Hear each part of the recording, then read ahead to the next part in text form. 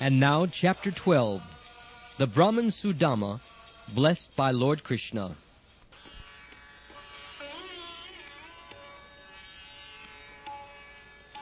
Lord Krishna, the Supreme Personality of Godhead, the Supersoul of all living entities, knows very well everyone's heart. He is especially inclined to the Brahman devotees. Lord Krishna is also called Brahmanya Dev, which means that he is worshipped by the Brahmins. Therefore it is understood that a devotee who is fully surrendered unto the Supreme Personality of Godhead has already acquired the position of a Brahman. Without becoming a Brahman, one cannot approach the Supreme Brahman, Lord Krishna. Krishna is especially concerned with vanquishing the distress of his devotees, and he is the only shelter of pure devotees. Lord Krishna engaged for a long time in talking with Sudama Vipra about their past association. Then, just to enjoy the company of an old friend, Lord Krishna began to smile and asked, "My dear friend, what have you brought for me? Has your wife given you some nice edible for me?" While addressing his friend, Lord Krishna looked upon him and smiled with great love. He continued, "My dear friend, you must have brought some presentation for me from your home."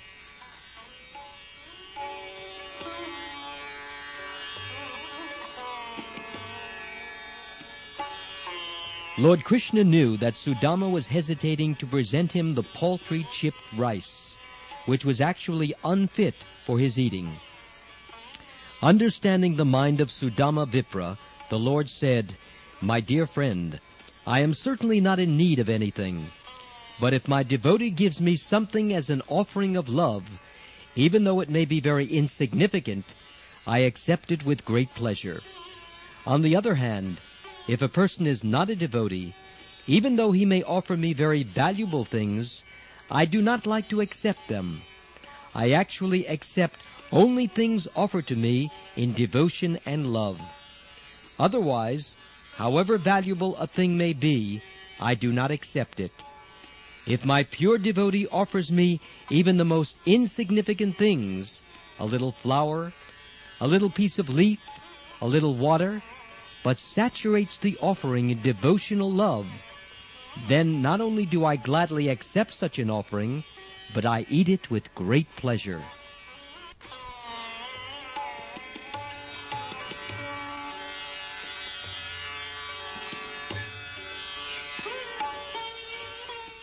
Lord Krishna assured Sudama Vipra that he would be very glad to accept the chipped rice he had brought from home.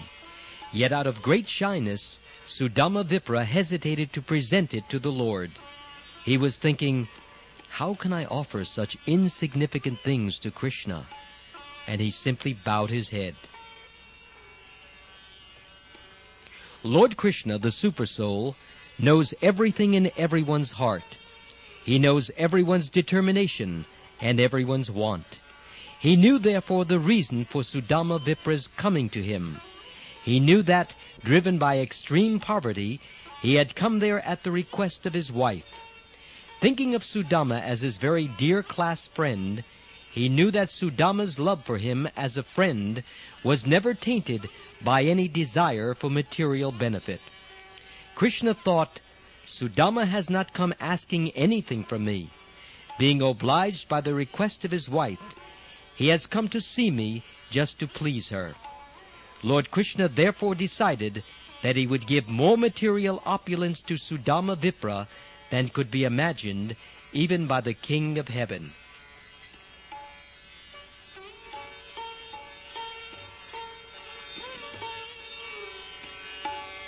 He then snatched the bundle of chipped rice, which was hanging on the shoulder of the poor Brahmin, packed in one corner of his wrapper, and said, "What is this?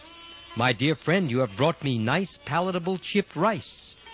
He encouraged Sudama Vipra, saying, "I consider that this quantity of chipped rice will satisfy not only me, but the whole creation." It is understood from this statement that Krishna, being the original source of everything, is the root of the entire creation. As watering the root of a tree immediately distributes water to every part of the tree, so an offering made to Krishna, or any action done for Krishna, is to be considered the highest welfare work for everyone, because the benefit of such an offering is distributed throughout the creation. Love for Krishna is distributed to all living entities.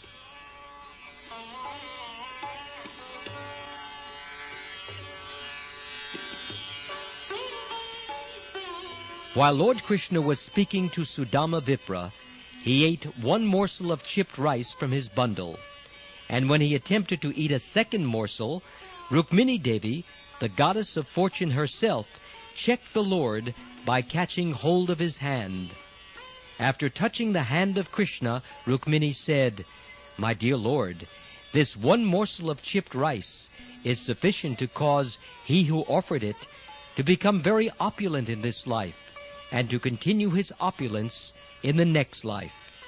My Lord, you are so kind to your devotee that even this one morsel of chipped rice pleases you very greatly, and your pleasure assures the devotee opulence both in this life and in the next."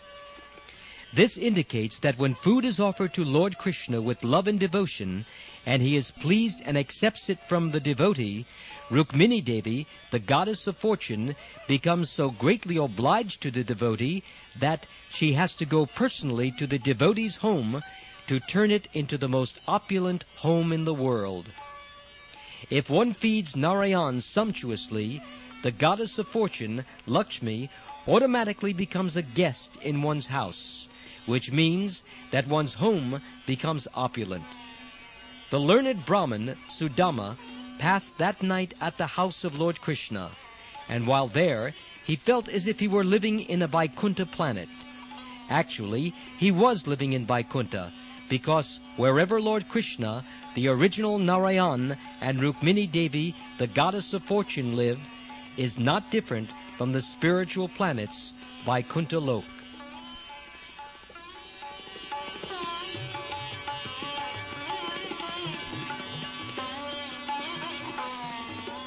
The learned Brahmin Sudama did not appear to have received anything substantial from Lord Krishna while at Krishna's palace, yet he did not ask anything from the Lord. The next morning he started for his home, thinking always about his reception by Krishna, and thus he merged in transcendental bliss. All the way home he simply remembered the dealings of Lord Krishna, and he felt very happy to have seen the Lord. The Brahmin thought, "It is most pleasurable to see Lord Krishna, who is most devoted to the Brahmins. How great a lover he is of the Brahminical culture. He is the supreme Brahman himself, yet he reciprocates with the Brahmins.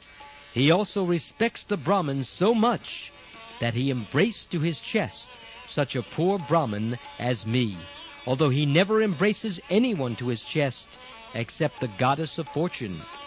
How can there be any comparison between me, a poor, sinful Brahmin, and the Supreme Lord Krishna, who is the only shelter of the goddess of fortune?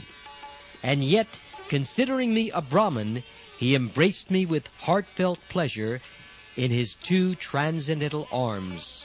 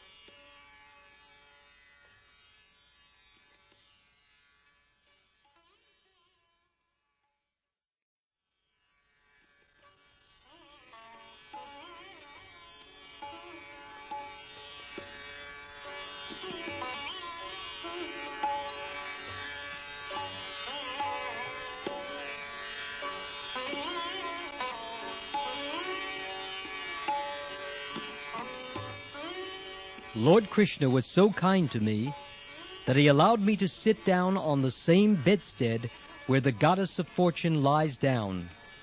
He considered me his real brother. How can I appreciate my obligation to him? When I was tired, Srimati Rukmini Devi, the goddess of fortune, began to fan me, holding the chamra whisk in her own hand. She never considered her exalted position as the first queen of Lord Krishna. I was rendered service by the Supreme Personality of Godhead because of his high regard for the Brahmins, and by massaging my legs and feeding me with his own hand, he practically worshipped me. Aspiring for elevation to the heavenly planets, liberation, all kinds of material opulence, or perfection in the powers of mystic yoga, everyone throughout the universe worships the lotus feet of Lord Krishna.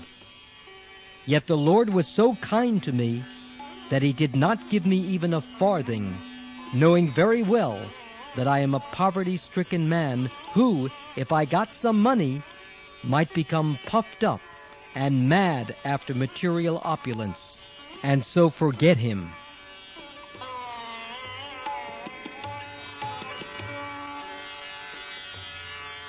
The statement of the Brahman Sudama is correct. An ordinary man who is very poor and prays to the Lord for benediction in material opulence, and who somehow or other becomes richer in material opulence, immediately forgets his obligation to the Lord. Therefore, the Lord does not offer opulences to his devotee unless the devotee is thoroughly destitute. Rather, if a neophyte devotee serves the Lord very sincerely and at the same time wants material opulence, the Lord keeps him from obtaining it. Thinking in this way, the learned Brahmin gradually reached his own home. But there he saw that everything was wonderfully changed.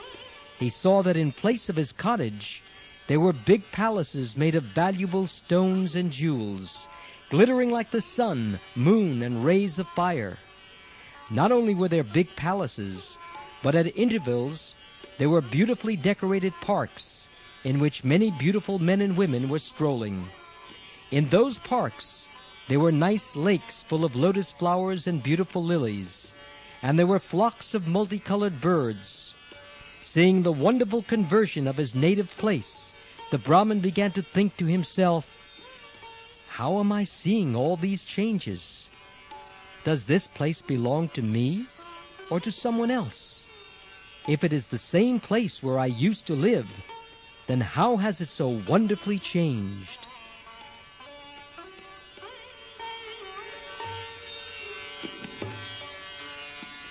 While the learned Brahmin was considering this, a group of beautiful men and women, with features resembling those of the demigods, accompanied by musical chanters, approached to welcome him. All were singing auspicious songs. The wife of the Brahmin was very glad on hearing the tidings of her husband's arrival, and with great haste she also came out of the palace. The Brahmin's wife appeared so beautiful that it seemed as if the goddess of fortune herself had come to receive him. As soon as she saw her husband present before her, tears of joy fell from her eyes, and her voice became so choked up that she could not even address her husband. She simply closed her eyes in ecstasy. But with great love and affection, she bowed down before her husband, and within herself she thought of embracing him. She was fully decorated with a gold necklace and ornaments, and while standing among the maidservants, she appeared like the wife of a demigod, just alighting from an airplane. The Brahmin was surprised to see his wife so beautiful, and in great affection, and without saying a word, he entered the palace with his wife.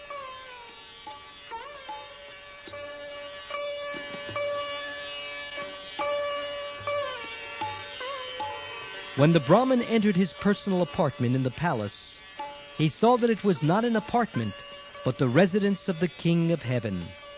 The palace was surrounded by many columns of jewels.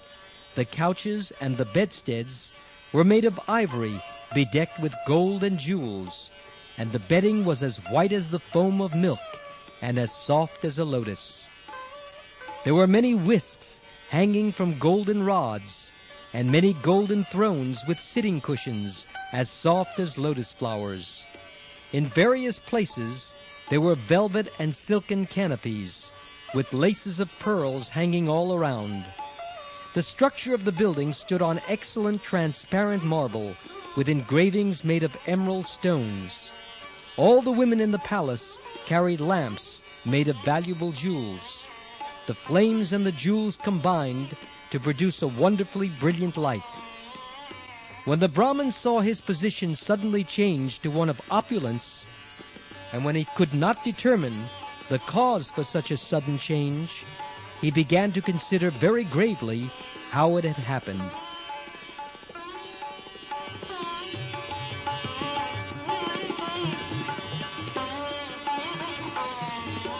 He thus began to think, "From the beginning of my life, I have been extremely poverty-stricken. So what could be the cause of such great and sudden opulence?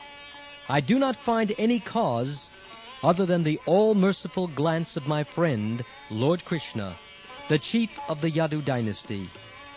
Certainly, these are gifts of Lord Krishna's causeless mercy. The Lord is self-sufficient, the husband of the goddess of fortune, and thus he is always full with 6 opulences. He can understand the mind of his devotee, and he sumptuously fulfills the devotee's desires. All these are acts of my friend, Lord Krishna. My beautiful dark friend Krishna is far more liberal than the cloud, which can fill the great ocean with water. Without disturbing the cultivator with rain during the day, the cloud brings liberal rain at night just to satisfy him. And yet, when the cultivator wakes up in the morning, he thinks that it has not rained enough. Similarly, the Lord fulfills the desire of everyone according to his position. Yet one who is not in Krishna consciousness considers all the gifts of the Lord to be less than his desire. On the other hand, when the Lord receives a little thing in love and affection from his devotee, he considers it a great and valuable gift. The vivid example is me. I simply offered him a morsel of chipped rice, and in exchange he has given me opulences greater than the opulence of the King of Heaven.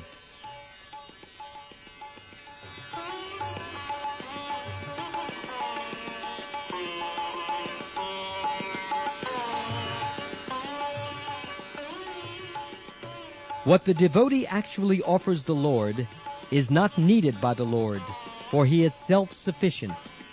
If the devotee offers something to the Lord, it acts for his own interest, because whatever a devotee offers the Lord comes back in a quantity 1,000,000 times greater than what was offered. One does not become a loser by giving to the Lord. He becomes a gainer by millions of times. The Brahmin, feeling great obligation to Krishna, thought, "I pray to have the friendship of Lord Krishna, and to engage in his service, and to surrender fully unto him in love and affection, life after life. I do not want any opulence. I only desire not to forget his service. I simply wish to be associated with his pure devotees. May my mind and activities be always engaged in his service." The unborn Supreme Personality of Godhead, Krishna, knows that many great personalities have fallen from their positions because of extravagant opulence. Therefore, even when his devotee asks for some opulence from him, the Lord sometimes does not give it. He is very cautious about his devotees, because a devotee in an immature position of devotional service may, if offered great opulence, fall from his position due to being in the material world. The Lord does not offer opulence to him. This is another manifestation of the causeless mercy of the Lord upon his devotee. His first interest is that the devotee not fall. He is exactly like a well-wishing father. who does not give much wealth into the hand of his immature son, but who, when the son is grown up and knows how to spend the money, gives him the whole treasury house.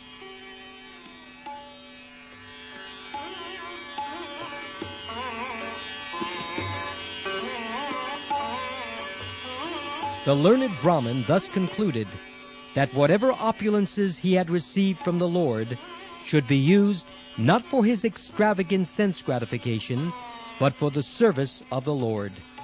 The Brahmin accepted his newly acquired opulence, but he did so in a spirit of renunciation, unattached to sense gratification, and thus he lived very peacefully with his wife, enjoying all the facilities of opulence as prasadam of the Lord. He enjoyed varieties of foodstuffs by offering it to the Lord and then taking it as prasadam. Similarly, if by the grace of the Lord we get such opulences as material wealth, fame, power, education, and beauty, it is our duty to consider that they are all gifts of the Lord and must be used for His service, not for our sense enjoyment. The learned Brahmin remained in that position, and instead of deteriorating due to great opulence, his love and affection for Lord Krishna increased day after day. Material opulence can be the cause of degradation and also the cause of elevation according to the purposes for which it is used. If opulence is used for sense gratification, it is the cause of degradation, and if used for the service of the Lord, it is the cause of elevation.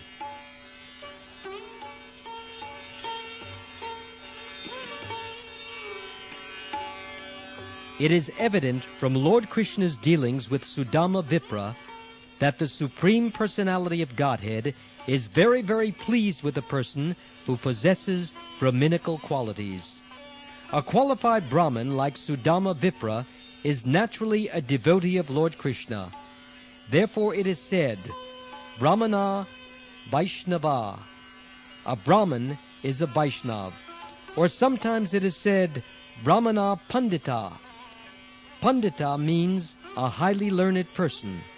A Brahmin cannot be foolish or uneducated.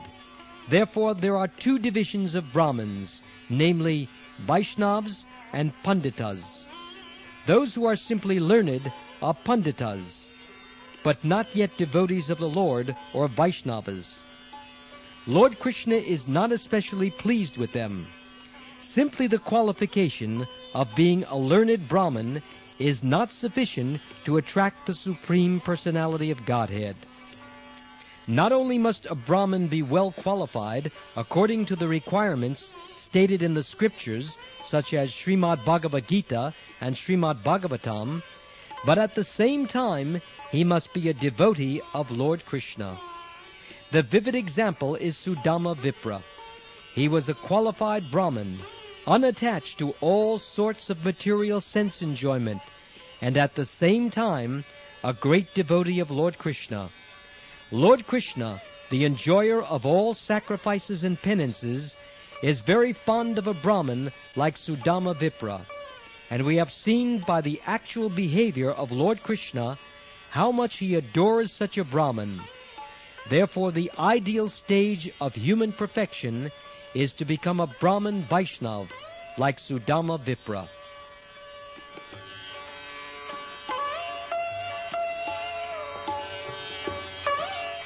Sudama Vipra realized that although Lord Krishna is unconquerable, he nevertheless agrees to be conquered by his devotees.